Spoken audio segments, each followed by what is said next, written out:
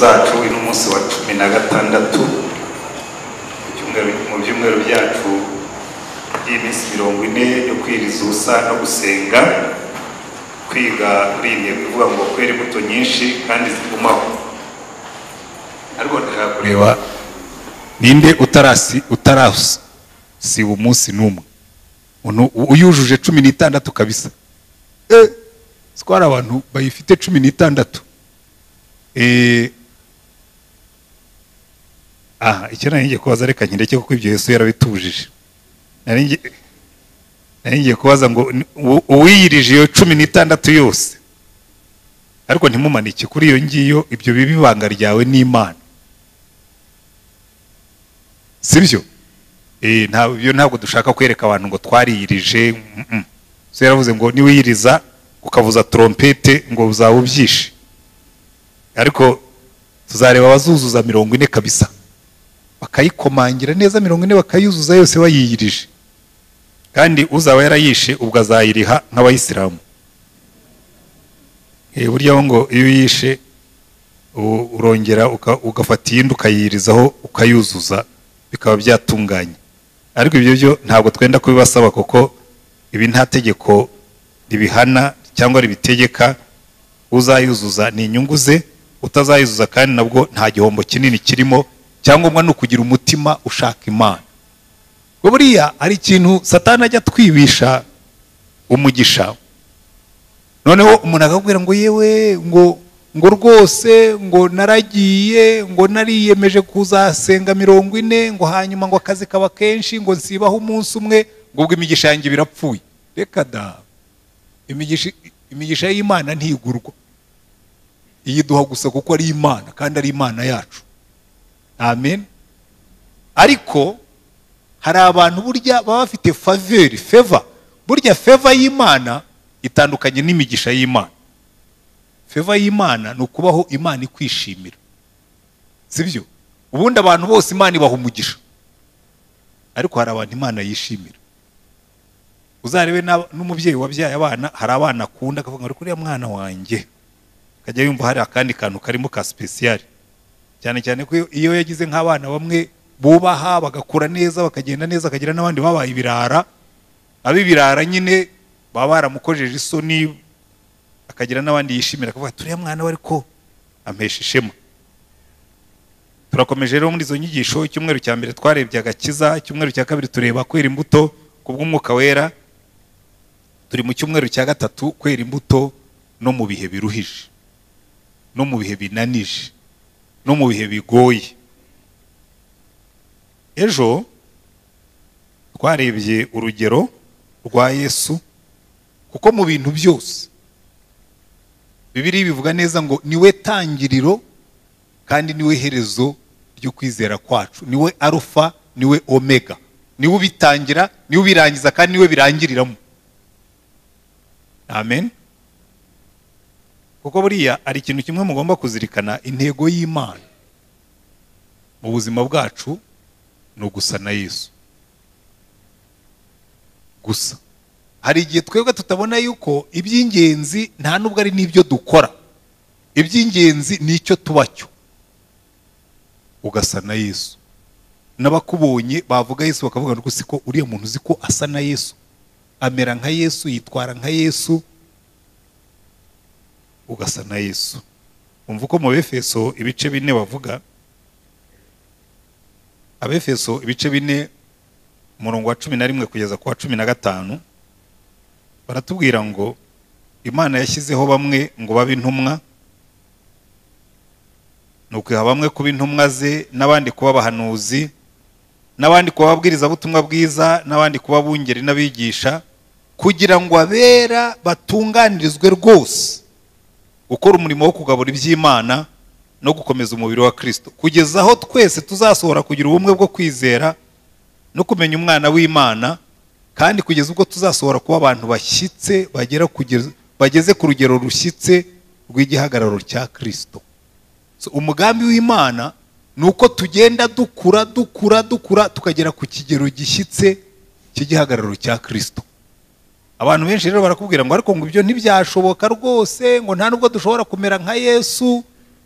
ariko niyo ntego y'Imana. Umva uko handi bavuga mu Baroma ibice 8, Abaroma ibice 8 kuva ku murongo wa 28, haravuga ngo kandi kuko tuzi yuko kubakunda Imana byose bifataniriza hamwe kubazanira ibyiza byose, including n'ibibi, byose bifataniriza hamwe kutuzanira ibyiza, ngo ari bo bahamagawe nk'uko yabigambiriye, kuko abo yamenye kera yabatoranirije kera gushushanywa n'ishusho y'umwana wayo. Yadutoranirije gushushanywa n'ishusho ya Kristo. Icyo nicyo twatoranirijwe, kugira ngo abe imfura muri bene se benshi, grand frère muri bene se benshi kandi basa nawe. Abo yatoranije kera yarabahamagaye, kandi abo yahamagaye yarabatsindishirije, nabo yatsindishirije yabahaye ubwiza. Ubwiza tugenderamo si ubwacu, ni ubw'Imana iduha tugasa na Yesu. Haleluya. Kandi Yohana nawe yabivuze neza mu rwandiko rwa mbere ibice 3, aho avuga ngo nimurebe urukundo ruhebuje Data wa twese yadukunze, kwatumye twitwa abana b'Imana, kandi koko niko turi, kandi koko niko turi. Sinjya mbabwira umunsi nzajya muri retirement y'ubupastori no kubwiriza nzaba umuririmbyi. Mwihangana umunsi nzakora launch muzumirwa. Iyo nzayitiza Pastor Zed nanjye n'igihe wayihimbye. Ariko nimurebe urukundo ruhebuje Data wa twese yadukunze, rwatumye twitwa abana b'Imana, kandi koko niko turi. Nicyo gituma bisi batatumenya kuko batayimenye. Bakundwa, ubu turi abana b'Imana, ariko uko tuzamera ni kurerekanwa. Icyakora icyo tuzi nuko Yesu niyerekanwa tuzasa nawe, kuko tuzamureba uko ari. Kandi ufite ibyo byiringiro muri we yiboneza nk'uko nguwo aboneye. Say amen. Urumva umugambi w'Imana, kandi twabishaka tutabishaka niho tuzarangiriza, tuzasa nawe. Kera nkikizwa, murabizi igihe nkunda kubibaho ubuhamya, ntarakizwa nari bene wa muntu w'umusore w'umwirasi, ku buryo kugira ngo uzambwirize ubutumwa bifate byari bigoye. Ariko bukeye Imana irandeba, hari umukecuru yari afite umukobwa twiganaga kuri universite, impakuzura nawe. Uwo mukecuru yari wamupane kote, utega igitambaro, uvuga Yesu, nta kindi yavugaga gusa. Wese mama, twamwitaga mama, nubwo nari umupagani ariko twese twamwitaga mama, kuko urumva nyine iyo ugiye mu gihugu uvuga imvugo yaho. Abana bose bamwitaga mama, nubwo yari umurokore nyine yewe ntari we, ariko nanjye namwitaga mama kuko nuzuraga n'umukobwa we. Ariko nkaba umupagani, wa wundi uvuga ibintu by'Imana, iyo babivugaga niyo wowe narabikerensaga nkabisebya. Ariko uriya muhungu ni umupagani, akabwira umukobwa ati simbona ukuntu huzura n'uriya mupagani, akabona atari uriya mupagani n'umwana mwiza. Kandi koko nari umwana mwiza.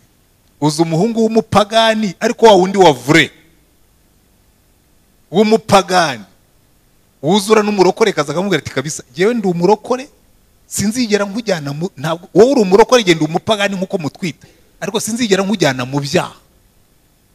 Ukizurira n'umupagani kabisa. Twuzuye imyaka 7 uwo mukobwa ntitwigeze dusambana, kandi nari umupagani. Niba ariho n'icyaha cyari kuzankura mu isi nicyo kirimo. Ariko imyaka twuzuye, kuko nari naramuhaye ijambo ryanjye, jyeweho navukiye twari imfura z'abapagani.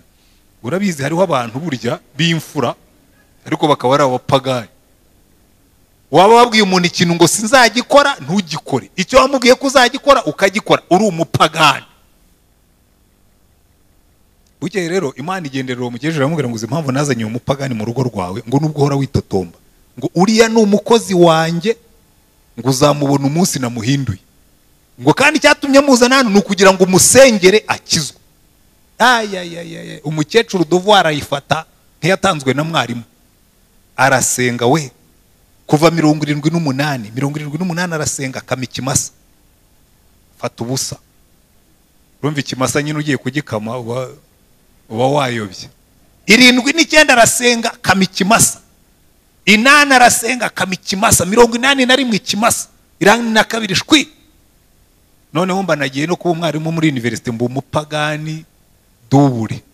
Kurya iyo uri umupagani udafite amafaranga, iyo ubonye amafaranga icyo ukora ni ugukora ibyaha byinshi utajya gushobora gukora utayafite. Mbaye umupagani rero. Ariko Imana yo burya ujye witonda iyo bagusengera 8 ngiye kubona mbona agapapuro kangana na A4 y'urupapuro kaje muri envelope ngo kubera impamvu za leta ntukiri umwarimu muri universite bakohereje kwigisha secondaire bagiye no kumpa abantu rurindo muri tronkome. Tekereza kuva muri universite ukajya kwigisha muri tronkome. Ariko Imana yo yari ifite gahunda. Ntangira gusoma Bibiliya. Ntangiye gusoma Bibiliya, aya magambo ndimo kubigisha yo gusa na Yesu niyo yabanje kumfata. Nkibona kabisa ijambo ryahinduye ubuzima bwanjye. Nari amagambo Paulo avuga kuri buri cyaha mfite amagambo yagiye mpindura. Ejo nabigishije kuri iriya sengesho rya Yesu ku musaraba, ariko ikintu cyamvanye mu byaha nari ndambiye ubuzima bw'akajagari. Hari igihe uba mu byaha ukajya wibaza rwose ubu nibwo buzima abantu bashaka, ubu nibwo buzima abantu baturatiraga. Ukajya wumva nta kintu ugeraho, kumva ntaho ugana, kumva ubuzima bwawe ni nko kubyina muzunga mu cyondo. Ariko nsoma ariya magambo ya Paulo, ahantu Paulo avuga ngo kubwanjye kubaho ni Kristo, ngo no gupfa byambera inyungu. Ndavuga ni omwe solusi, niba n'uyu nguyu azi icyo abereyeho yembereyeho iki kubaho gusa. Hanyuma mfata icyemezo nsoma Bibiliya. Jewe rero iyo ngiye kujya mu kintu ndabanza nkacyumva. Nushaka kunjyana mu kintu ntuzakoresha iterabwoba, ntirikora. Abarokore bajyaga bambwira ngo ariko Antoine uri umupagani uzajya mu muriro, nkababwira nti sans remords et sans regret. Niba nzajya mu muriro nzajyayo ntacyo nicuza kandi ntacyo umutima undega. Bene uwo muntu rero kugira ngo uzamubwirize ukoresha iterabwoba ntibifata. Ngo uzajya mu muriro, nababwira umuriro nzaba narawuhisemo. Kugewe n'ibyaha nabikoraga nabitekereje, nabiteguye, nabipangiye. Ibintu byo kugenda mu kajagari no. Nari meze nkawa mujura ngo abantu bakubise mu kajagari avuga ati twumvikane. Nubwo ndi umujura ariko ibintu byanjye mbikora kuri gahunda. Abashaka kunkubita inshyi mujye mu murongo umwe, abashaka kuntera amakofe mujye kuwundi, abari bukoresha imigeri mujye kuwundi, ariko mwinkubita mu kajagari. Yewe ibintu byanjye byagendaga muri gahunda, nta kajagari. Ariko najya kwiruturuva ngasanga ubuzima bwanjye ntibugira umurongo, ntibugira icyerekezo. Noneho somyeho nuza ya Paulo akavuga ngo kubwanjye kubaho ni Kristo. Ndavuga ni sasa uyu we azi icyo abereyeho. Kristo niwe ntego y'ubuzima bwe. Mfata gahunda none navuga ngiye gusoma iki gitabo, wenda cyaha ubuzima bwanjye gahunda. Kandi kugira ngo mbyumve neza niha kugisoma gatatu, nkirangiza ntasimbuka n'umurongo. Hanyuma ndagisoma mpera ku itangiriro ngeza ku byahishuwe. Amezi 6 nari nihaye, nari narangije gukizwa. Ariko imirongo yamfatagaho cyane ni iyi ngiyi ivuga ngo tugomba gusa na Yesu. Nkabana bose mana umuntu ashobora gusa na Yesu. Hanyuma umunsi umwe rwose ndibuka naramaze gukizwa mbwira Imana mva rero noneho narakijijwe, nanuzuye n'umwuka. Jewe byanjye byarihuse, gukizwa kwanjye kwarihuse no kuzura umwuka byarihuse. Kuko umunsi nakijijwe, umunsi nafashe icyemezo cyo gukizwa, ku cyumweru nari natangiye kubwiriza kandi abantu barihana. Kwishura aho twabaga icyumweru cya mbere narabwirije kandi ndangije mpamagara bihana barihana, nkomerezaho. None Imana irambwira ngo gusa na Yesu ni urugendo, it's a journey. Ngo hari umunsi uzasa nawe, niyerekanwa uzasa nawe. Muvuge ngo amen. Ariko iyo uri mu rugendo ntuhagarara utaragera iyo ujya. Ikibazo nuko twebwe benshi iyo yamaze kwihana itabi no kwihana inzoga ahagarira aho ngaho akavuga ngo ubu ngubu ugiye ngo narakijijwe ngo sinywa itabi. Hari n'abandi batarinywa. Jye sinigeze mu itabi mu buzima bwanjye kandi nari umupagani. nanywaga inzoga sinywa itabi. So kuba utanywa itabi ntibivuga yuko wageze iyo ujya. Kuba utanywa inzoga, hari n'abanyagifu n'abanyamwijima n'abadiyabete n'ibindi bamubwira ati inzoga uyivuyeho, ntabwo bivuga ko wakijwe ngo nuko utanywa inzoga. Oya. Kugira sinsambana. Hari abandi bantu b'inyangamugayo badasambana atari ukubera ko bakijijwe, ari uko badashaka kujya mu kajagari gusa. Ikintu kizakubwira ko urimo gukizwa nuko utangira urugendo rwo gusa na Yesu, mu byiza no mu bibi. Amen. Mu byiza no mu bibi. Ejo twabonye uburyo Yesu yeza imbuto mu gihe kibi. Abantu bose bamutereranye, abantu bose bamubeshyeye, abantu bose bamwanze, abantu bose bamugambaniye, abantu bamuciriye urubanza rutari rwo, baramukubita, bamwambika ubusa, arangije basabira umugisha ngo Data ubabarire kuko batazi ibyo bakora.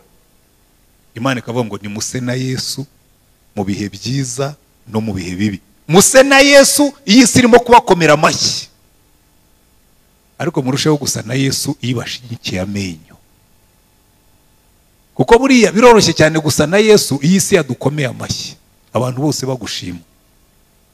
Ariko ntabwo byoroha gusa na Yesu iyi isi ishinyitse amenyo. Iyi si yashinyitse amenyo, abantu bakwambuye, abantu baguhemukiye, abantu bagutereranye, abantu bakugambaniye, abantu bakuvuze nabi, abantu bakwanze, abantu bakugaye, ugasa na Yesu ukabakunda, ugakunda n'indashima nkuko twabisomye ejo. Iyo rero ukurikiye Yesu, iyo ugeze aho ngaho bigatangira kukugora, arakubwira ati don't worry, ntuhangayike, iyo nzira nayiciyemo nzagushoboza. Hari indirimbo tujya turirimba nkunda cyane, ivuga ngo nshatse kugukurikira buri munsi mwami Yesu, mu gihe cy'umunezero ndetse no mu mubabaro, ubwo watubanjirije tuje tugukurikiye, tuzi rwose kuri hafi yo kutugeza mu ijuru, ubwo mwami watubanjirije tuje tugukurikiye, tuzi rwose kuri hafi yo kutugeza mu ijuru. Igice cya gatatu cy'iyo ndirimbo kiravuga ngo mu gihe hagize icyaza kikantesha inzira yawe, cyangwa kikandemerera urwo rugendo mfite, mwamuzaze zazuca uwo mugozi, uza umboshye umutima, nezezwa no kubohorwa, abo nuko ngukore, mwamuzaze zazuca uwo mugozi, uza umboshye umutima, nezezwa no kubohorwa, abo nuko ngukore, uyu muririmbyi yari yarabyumvise neza, aravuga ngo ndashaka kugukurikira mu gihe cy'umunezero no mu gihe cy'umubabaro, ngo kandi nihazagira ikintu gishaka kuntesha inzira yawe, uzaze uca uwo mugozi uzabumbushya umutima. Kuko buriya iyo tugeze mu gihe abantu batadukomera amashyi, iyo tugeze mu gihe isi dushinyikiye amenyo, ikintu cya mbere Satani akora akuboha umutima, akajya kubwira ati urimo urashima Imana kandi bakwanga, urimo urashima Imana kandi barakwambuye, urimo urashima Imana bakuvuga nabi, urashima Imana baraguhemukiye, urashima Imana abantu bose baragutereranye, urashima Imana wapfushije umwana. Ukamubwira ngo Imana yari yamumpaye none iramwishubije, Uwiteka himbazwe, uzaze uca uwo mugozi uzabumbushya umutima. Sinzi ikiboshya umutima wawe uyu mugoroba, ariko iyi niyo nzira gusa na Yesu n'iyi si yagushigikiye amenyo. Hari umugabo witwaga Churchill, yari premier ministre w'Abongereza mu ntambara ya kabiri y'isi. Umuntu mwegeze kumaza aramubwira ati ubera ko Churchill niwe wahagaze atangira urugamba rwo kurwanya Hitler, akavuga ati Hitler tuzamurwanya, arasa Ubwongereza ko yaraburashe cyane n'indege n'ibiki byose, aravuga ati baturase, badropinga amabombe, bagire batari tuzamurwaniriza mu kirere, tumurwanirize ku butaka, tumurwanirize ku nyanja, kandi amaherezo tuzamutsinda. Noneho finalmo koko baza kumutsinda. Amaze kurangiza intambara ya kabiri y'isi, Churchill ahinduka umuntu uzwi cyane, umuntu wemerwa cyane, umuntu bashaka cyane. Umuntu waza kumubwira ati ariko Churchill wumva umeze ute iyo abantu bagukomera amashyi, isi yose ikurata? Aravuga ati biriya ntibizagukange, ati ko bankomera amashyi uyu munsi, ati bababwiye ko ejo bazamanika, ati abenshi baza kureba uko bamanika. Ku buryo ni kwisimera uyu munsi gukomera amashyi, bwacya mu gitondo kagushinyikira amenyo. Kugira ngo rero uzaba umuntu w'Imana wera imbuto mu gihe cy'imvura no mu gihe cy'izuba, ugomba gusa na Yesu. Kuko burya Yesu yaje kutwereka uko umuntu w'Imana agenda afite humeur égale from Monday to Sunday, kuva kuwa mbere kugeza ku cyumweru, imvura yagwa imvura itagwa, izuba ryaza, akagenda kubwira ngo jewe uko bigenda kose ngendera mu rukundo, ngendera mu mahoro, ngendera mu byishimo, ngendana ingeso nziza, ngendana kwihangana, ngendana gukiranuka, ngendana kwirinda, kuko ndi umwana w'Imana. Kandi burya Imana ntihinduka, uko yari ejo ni kuri n'uyu munsi niko izahora iteka ryose. Kavuga ngo namwe muse nanjye, uvuge ngo amen. Ariko twe turahindagurika, uko wabyutse mu gitondo siko umeze nimugoroba, bagusanga usekuye umwanya, ukurikiyeho bakagusanga uhekenya amenyo, cyane cyane iyo wahuye n'abayahekenya. Wabonye yuko iyo usanze abantu bahekenya amenyo nawe uhekenya? Uyu munsi turareba undi muntu weze imbuto nziza mu gihe kiruhije, agasa na Yesu, kuko yaje nyuma ya Yesu, agasa na Yesu. Hari n'abandi tuzareba beze imbuto na Yesu atari yaza, ariko ugasanga barasa na Yesu, uko ngo bamurebaga akiri kuri, ariko uyu nguyu we yari yaramubonye. Uyu munsi turiga umuntu witwa Stefano mu byakozwe n'intumwa ibice 6, twihuse. Byakozwe n'intumwa ibice 6. Uyu mugabo ndamukunda, none niba gusa na Yesu uzasaba Stefano, Steven, Etienne. Byakozwe n'intumwa igice cya 6, turasoma duhereye ku murongo wa 8. Aravuga ngo Stefano wari wuzuye ubuntu bw'Imana n'imbaraga, yakoraga mu bantu ibitangaza n'ibimenyetso bikomeye. Ariko abantu bamwe bo mu isinagogi yitwa y'Ababerutino n'iy'Abanyakurene n'iy'Abanyalegizandiriya n'iy'Abanyakirikiya, aba bari Abanyafurika y'Amajyaruguru. Rero mwari muzi yuko buriya kera Egypte na Tunisia na Libya byari ibihugu by'Abakristo mbere yuko Islam ijyayo ikabarandurayo. Ikindi mutari muzi nuko buriya bihugu ntabwo byari bituwe n'Abarabu, byari bituwe n'Abirabura basa n'Abanyetiyopiya n'Abasudani.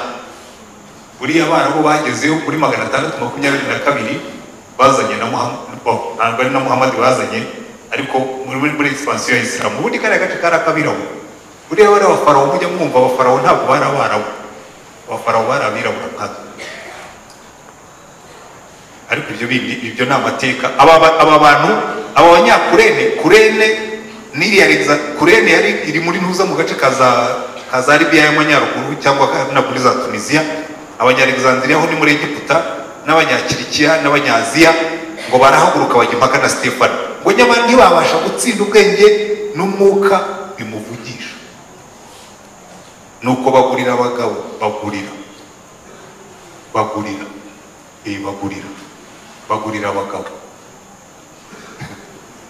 bagurira abagabo bo kuvuga bati twumvise avuga amagambo yo gutuka Mose n'Imana, boshya abantu n'abakuru n'abanditsi baramusumira, baramufata bamushyira abanyarukiko.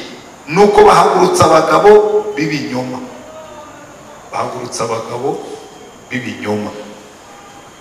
baravuga bati uyu muntu ntabwo asiba gutuka hera n'amategeko, kuko twumvise avuga ati Yesu w'i Nazareti azasenya ahantu kandi azahindura imigenzo twahawe na Mose. Abicaye mu rukiko bose baramutumbiriye, babona mu maso ha Stefano hasa n'ahamarayika. Haleluya.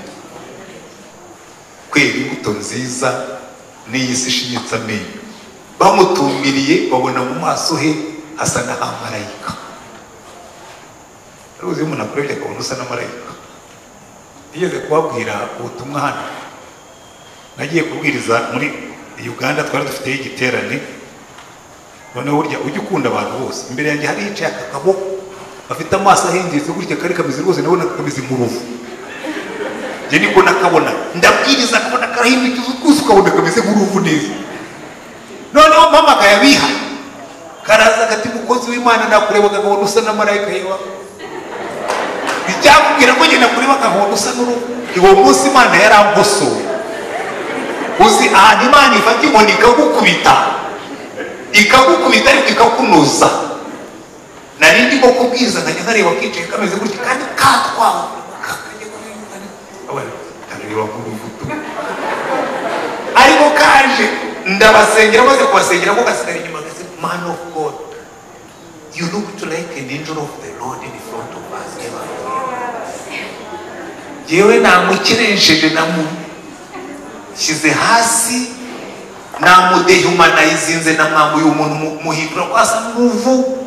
Numva kabisa Imana iramusohoye, ngo numva kurimo kwigisha urukundo rw'Imana, ngo agaciro nabuze nimwe n'abantu numva karagaruka. Shaka kumubwira ntiyumenya ko nanjye nari nakakwaguyeho ukanyagwawe. Uzi ko umunyabyaha uhagaze hano muri pulpit ukabwiriza abantu bagafashwa, bamara gufashwa Imana ikagukosora. Iyo kambwira katari ko wapfukamye nanjye nkagusengera, mba narakukanye kabisa. Uwo munsi naratsinzwe kandi narakosoretse. Uzi gufata umuntu Imana yaremye ukavuga ngo arareba nk'uruvu, abigenza ate se ko ariko Imana yamuremye? Ko itanamwigishije n'inama.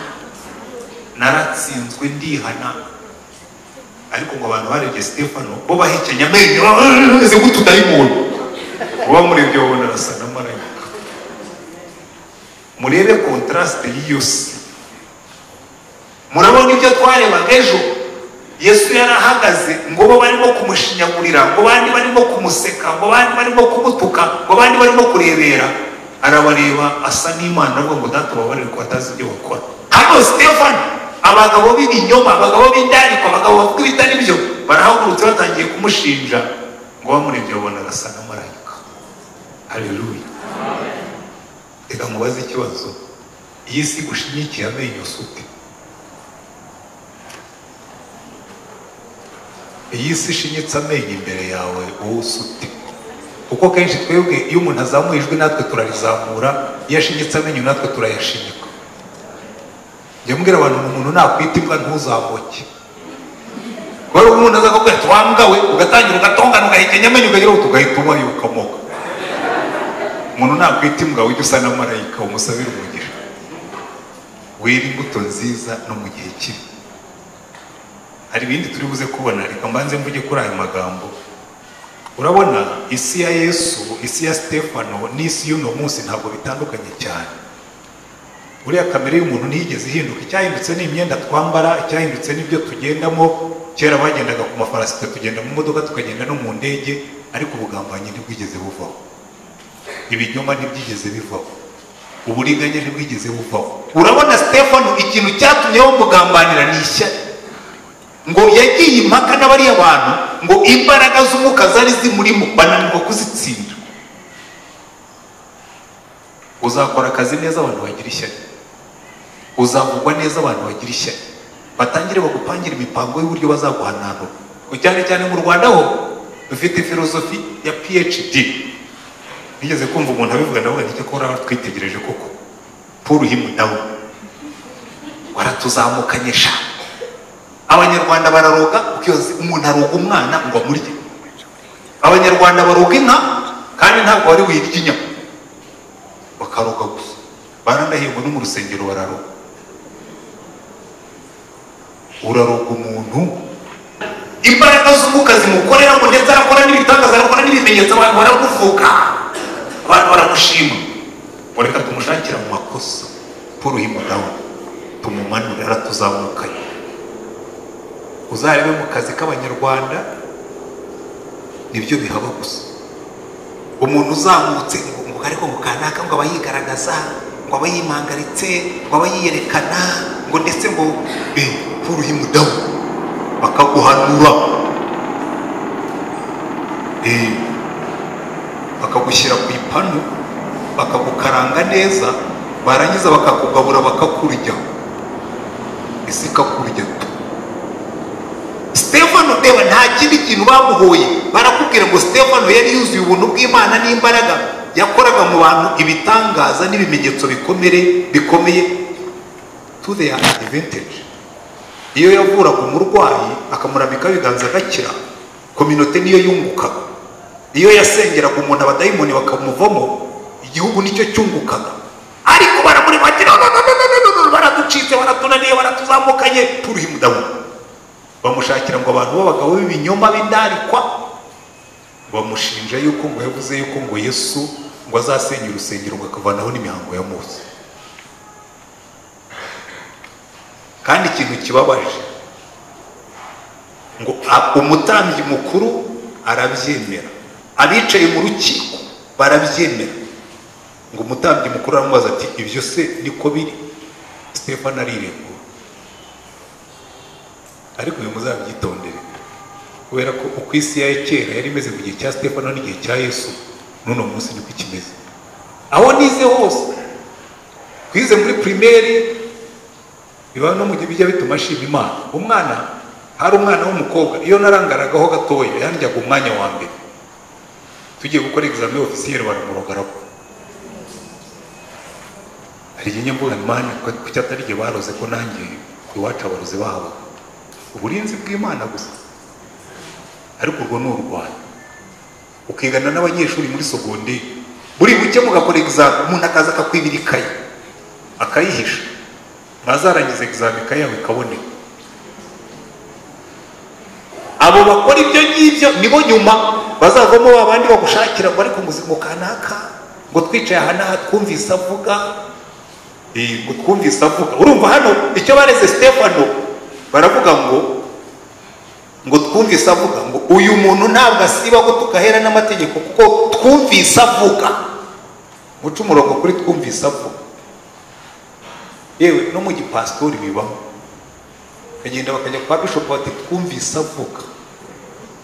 Muri politike bibamo ati twumvise avuga. Domene zose z'ubuzima twumvise avuga. Rego bukabaye bagushyize kuri menu, bakaguteka bakakurya, twumvise avuga. Urumva Stefano ntabwo mpamya ko yigishaga mu byihererano, twumvise avuga. Ariko babidusobanura neza ngo bashatse abagabo b'ibinyoma bo kumushinja. Ariko ngo bamugejeje mu rukiko bamurebye babona asa na marayika, kuko yarahagaze aravuga ngo Yesu, ngo niko ntekereza. Ariko ngo watubwiye yuko nituzajya imbere y'urukiko tutazagomera gushaka amagambo yo kwiregura, none unyuzuze umwuka usubize nk'uko ushaka. Stefano arasubiza ariregura, ahera ku itangiriro arababwira ati kuva kera kose niko mwabaye, mwica abahanuzi mukica ababatumweho. umva uko arangiza ababwira. aba bantu yarababwiye umurongo wa 51 muri icyo gice cya 7, arababwira ngo yemwe abatagonda ijosi, mwabatakebwe mu mitima no mu matwi, iteka murwanya umwuka wera. uko basekuruza wanyu bakoraga niko namwe mukora. ninde wo mu bahanuzi basekuruza wanyu batarenganije? bisha bavuze ibyo kuza kwa wa mukiranutsi bitari byaba, none namwe mwaramugambaniye muramwica, kandi ari mwe mwahawe amategeko n'abamarayika, nimwayitondera. aya umva rero, aho kugira ngo bihane ngo babyumve, umurongo wa 54 ngo babyumve batyo, barazibiranywa n'uburakari babahekenyera amenyo.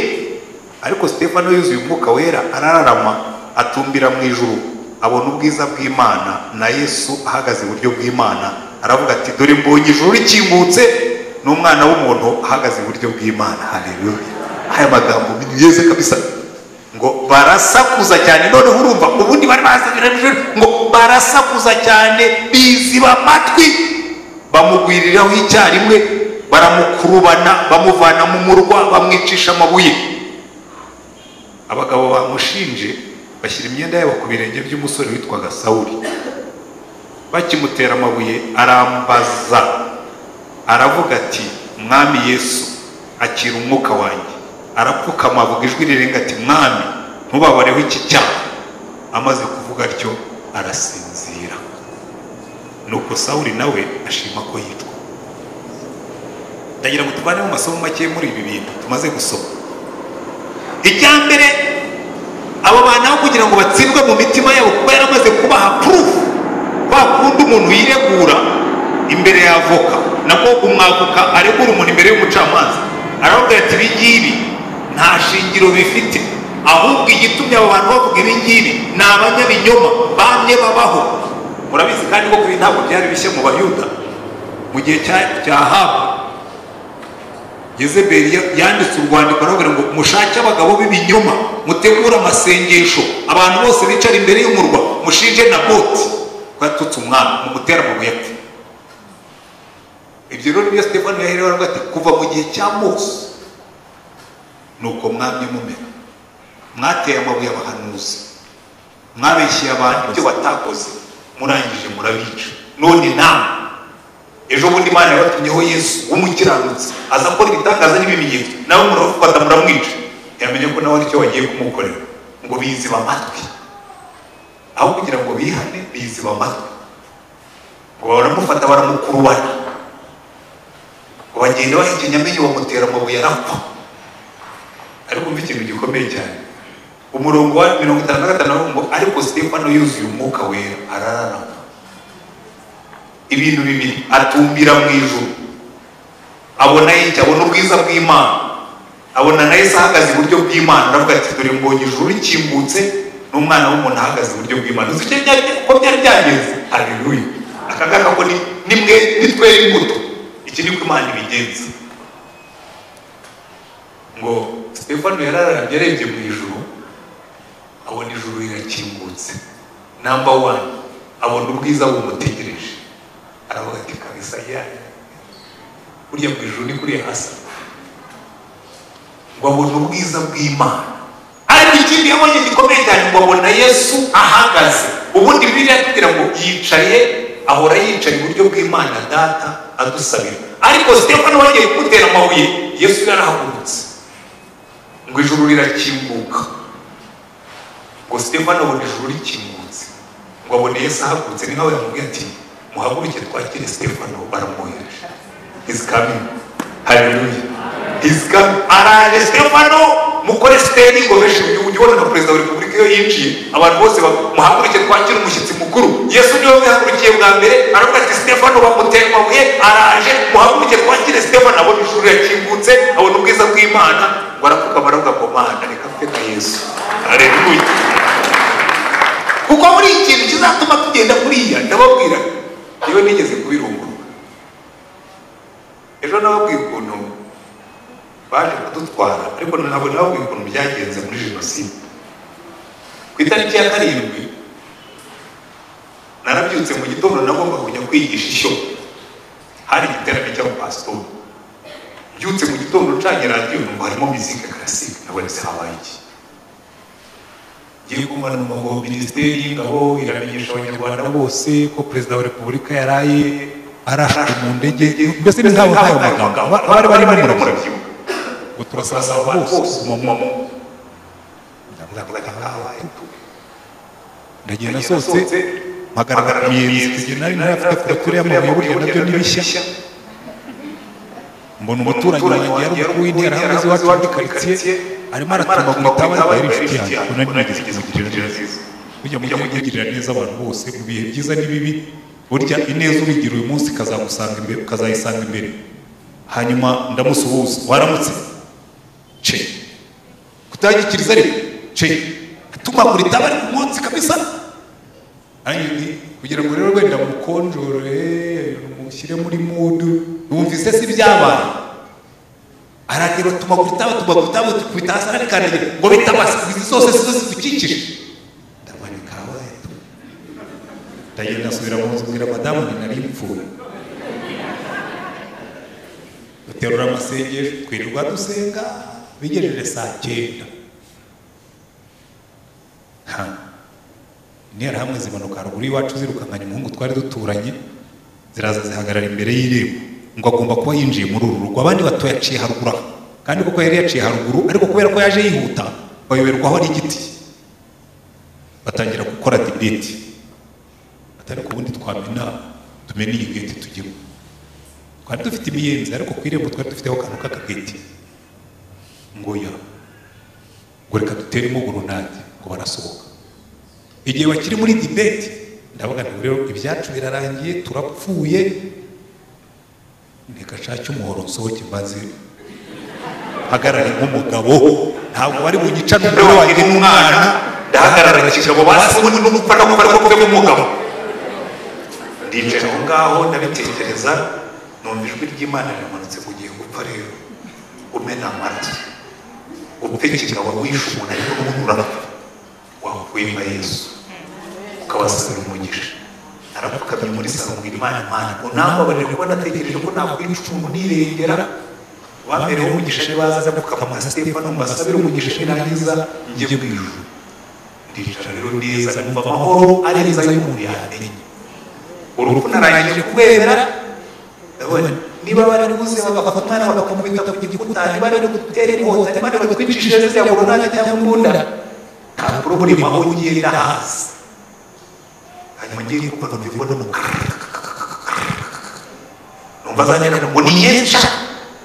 Ngo ndageza FPR zageze bazamutse hepfo y'aho twari dutuye. Interahamwe nzira ubwo byari Imana yabwiraga Mose ngo abanyegipta bazongera kuba mu kundi. Ariko hari ikintu nasomyeho kumenya uko uzapfa. Iyi si ishitse amenyo, ifite amamoronade, ifite inkota, ifite amahiri, ariko imisumari, ukamenya ngo ndaza guhagarara mfeka Yesu. Iyo umaze kwemera ukuri gupfe, burya icyatumye Stefano abona Yesu ahagaze ku buryo bw'Imana nuko yari yavuze ngo hari ikintu kimwe aho njya ntazi. Igihe abantu bari gutegura uko bagiye kumwica bamukurubana bagira bati ngo yarebye mu ijuru, number 1 abona ijuru rirakingutse, abona ubwiza bw'Imana, abona Yesu ahagurutse iburyo bw'Imana. Aravuga ngo mbonye ijuru rikingutse ndabasezeye, kandi umwana w'Imana ndamubonye aje kunyakira, kandi ndakumusabira umugisha. Ngo arapfukama aravuga ngo data ubabarire iki cyaha, wararira umutera amabuye arapfa, yigira mu ijuru. Haleluya.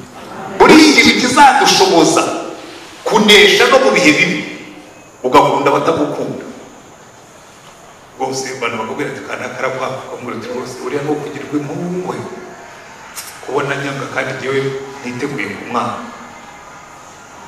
Abantu bakakubeshya bicara kwa wetiyo, niba bari bazi ko wabeshyira ntabyo nakoze. Ibi rero babwire muri iyi si tubamo, iyo umaze kubimenya, iyo umaze kubimetiriza, life is very enjoyable. Ubuzima buraryoha. Kuko icya mbere nta kiba kikigutera ubwoba. Umuntu araza akakubwira ati reka buriya abantu barakwanga no kukwica bakwica, ukabura bitewe nuko batazi aho ujya pariheza kurutaha. Buriya abakristo tuvuga ijuru ariko ntituraribona, tuvuga ijuru ariko ntiturikunda kuko tubitekereza. Ubundi ukunda ijuru ntiwatinya gupfa. Umuntu yajya akubwira ati turakwica utiyo express yanjye iwacu. Kuko buriya urupfu Yesu yararwihinduye, yarugize express itujyana mu ijuru. Ariko uzarebe kenshi isi ishitse amenyo ndimo ndarangiza. Stefano bamuteye amabuye arapfa. Haba umuntu bagarukaho hepfo baravuga ngo umurongo wa mugaruke hariya hejuru ndimo ndarangiza, umurongo wa 58 ngo baramukurubana bamuvana mu murwa bamwicisha amabuye. Abagabo bamushinje bashyira imyenda yabo ku birenge by'umusore witwaga Sawuli. Ntabwo Sawuli yateraga amabuye, yari shefu. Urabizi buri ikintu cyagoye abacamanza muri za gacaca n'ahandi, abashefu b'interahamwe bo ntibica. Kaza kavuga ati nimunshinje hari umuntu nishe, ntawe yishe. Siyo mpamvu ubona bariya bose baba muri guverinoma y'abatabazi barimo kubarekura, nta muntu bishe, ariko imyenda yabo bayishyiraga ku birenge bya shefu, hanyuma bagatera amabuye. Muri gacaca bakavuga ngo kanaka niwe wishe aba bantu, ariko uwabayoboraga ni kanaka wundi wari uhagaze ntabwo yishe. Sawuli niwe wari umukuru w'iriya gana, we yaraje arabirebera, atanga amabwiriza, atanga n'uburyo bikorwa. Arahagarara imyenda bayishyira ku birenge bye, asuperereza ko Stefano yicwa clean, kamenya gashoboka ko yapfuye nyagupfa. Ndetse iyo baramubwira igikwereka ko Sawuli ariwe wishe w'iriya gana, baravuga ashima yuko Sawuli yicwa. We ntabwo bamwabwira kumutera amabuye ariko twe kumwicara ngo umurangize finish him, mumenye ko ko yapfuye umuhorahoze apfe burundu. Uriya rero Imana yacu n'igitangaza, yazanye Sawuli mushyira en contact n'urupfu rwa Stefano. Arangije Imana iravuga ngo Sawuli ni wowe uzamusimbura, aba intumwa azamusimbura. Kuko buriya nubona abantu barimo kugira nabi ujye ubyihorera, ntabwo uzi icyo Imana izabikoresha. Sawuli ubwe yiyakirira akavuga ati yewe nari mubi cyane, natoteje itorero ry'Imana ndetse nishe abakozi b'Imana. Ariko yahigiye isomo, muzarebe nta wundi wanditse ku gukunda abanzi bacu nka Sawuli Pawulo. Kubera iki? Yari yabonye umuntu w'Imana, noneho atari Yesu. Kuba mwaramubwira ngo Yesu ujya ntiwamwishinga ngo yari Imana, wenda yakoze n'akamaji ngo imisumari ntiyamuriye, yaramuriye se ntiyamuriye. Ariko Stefano we yari umuntu nk'aka, baramubeshyeye yumva kubera ishyari, bamutera amabuye yumva abona Yesu. Ariko igihe bamushinjaga ahagarara asa n'amarayika. None reka mubaze ikibazo, iyi si gushyigikiye amenyo usute, nawe urayashyigikiye ugasa nayo cyangwa uratuza ugasa na marayika? Stefano yabonye Yesu ahagaze iburyo bw'Imana. Iyi si gushyigikiye amenyo ureba hehe? Ko burya ikitwica naho tureba. Nubona abantu bazamuye urusaku, nubona abantu bazamuye ibinyoma, nubona abantu bazamuye ubugambanyi, yutumbira mu ijuru. Uzabona Yesu yicaye cyangwa ahagaze iburyo bw'Imana. N'ubu ugiye gupfa uzamubona ahagurutse aje kukwakira. Nuba ntacyo ugiye kuba uzamubona yicaye iburyo bw'Imana atagusabira. Ujye utumbira mu ijuru. Hanyuma Stefano batangiye kumutera amabuye, watangira kubasengera. Iyo abantu bahagurukije intambara yo kukurwanya, iyo abantu bahagurukije intambara yo kukwanga, wowe uterura iki? Uterura amasengesho cyangwa uterura amagambo? Kuko icyo uzaterura nicyo uzasa nacyo. Byoroshye bityo. cyangwa bikomeye bityo. Hanyuma icyanyuma, Sawuli yitegereje urupfu rwa Stefano, amaherezo Imana iramuhamagara aramusimbura. Ujye wihangana, kuko kwihangana kwawe niko Imana izakoresha ngo ihindure na bamwe muri abo banyabyaha. Bikambaho ubuhamya bumwe hanyuma ndangize. Nabaye Rurindo nkagira abarimu banyanga. Ubu rero ngewe ibintu byo kubeshyerwa maze nabiriyemo agatigito. Bampangira ku ikomeye cyane.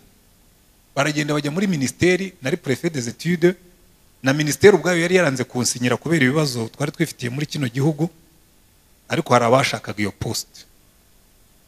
Babonye batayibahaye bayimpaye, bajya muri ministeri barambeshyera ngo nateye umunyeshuri inda.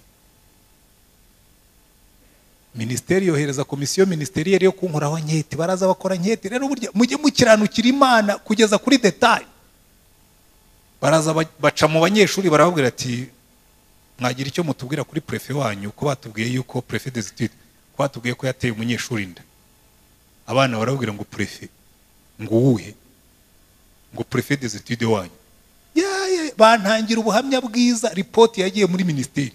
Barabwira ngo prefet wacu ngo si umusore si n'umusaza, ngo niyo kuko nantrenaga equipe ya atletisme, ngo niyo aguteruye muri sport ngo cyangwa imbwa zagufashe ngo n'intoki ze ntizigira santima, ngo niyo washaka ko agutera inda ntibyakunda, ngo ni umurokore. Barabyandika. Barangije gukora tuwa mu banyeshuri, abanyeshuri bantangira ubuhamya bwiza. Bajya kwa directrice baramubwira ngo kuki utatanze raporo yuko préfet des études yateye umunyeshuri inda. Ati kagira inkuru. Ati hano se hari umunyeshuri ufite inda ahubwo? Bati ko batubwiye yuko ngo hano ngo hari umunyeshuri ngo préfet des études yateye inda. Aravuga tuke mubanze mumbwire uwo munyeshuri uko yitwa n'ishuri yigamo mbafashe. Basanga ntawe bafite. Atariko niba ari préfet des études hano munavuga, hano hari inkumi nyinshi, ko ryari ishuri ry'abakobwa. Hano hari abarimu kazi benshi. Iyo ashaka no gutera inda ntiyari kuditera abanyeshuri bafungiye mu kigo, yari kuzitera bamwe muri abo bakobwa baturanye. Bababwiye ko hari n'umwarimu ufite inda cyangwa ari arabashwishkuriza neza. Barangire baramubwira ati rega n'ubundi twabigenzuye mu banyeshuri, twanze kuzamenya ko twagiye mu ishuri ryawe tutakubwiye, turatashye. Ariko abarimu bawe batubwiye yuko prefet yateye inda. Ibyo rero babikoze muri iyo minsi. Nari ndimo kuregulariza amadosiye yabo yakererewe n'ibiki byose. Yawe ndagenda mbwira Imana baragapfa baragashira. Imana ngo ya ngo nakubwiye yuko abanzi bawe ugomba kubasabira umugisha, komeza amadosiye yabo yose uyatunganye uyashyire ku murongo nubwo bababeshye. Ajyanza muri ministeri ngirwa n'uruzi umurongo nifashe kwitama ukamanya aba hanyuma byose birangira neza. Umwe muri bo aza kugenda avuye Kongo. Muri 1994 yavuze ajya Kongo, avuye Kongo aza kunshaka aratwara. Ubuhamya bwawe narakwitegereje ku kurutuma yawe, twigeze no kubeshya, ariko narakwitegereje ndavuga ngo uyu ni umuntu w'Imana. Kandi ibi hari ijambo yigeze kumubwira ati nageze Kongo, yari afite umugore mwiza w'umutukazi ariko usa n'abatutsi, sinzi wowe rero nawe intera amaze zimurabira ngo nta mutukazi usa gutyo. Baramufasha baramuca n'abana, bamwicara abana, hanyuma yibikira impamvu ababwiye aza kunshaka mu buhamya. Yubwira abantu iby'Imana, nurangiza uwo buhamya, nurangiza wera imbuto mu gihe kigoye, uzi icyo Imana izabikoresha.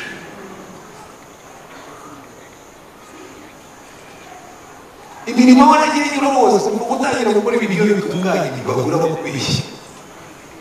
Yahora bakuvuga, yahora agira kubwira ukicara ukareba mu ijuru. Nutumira Yesu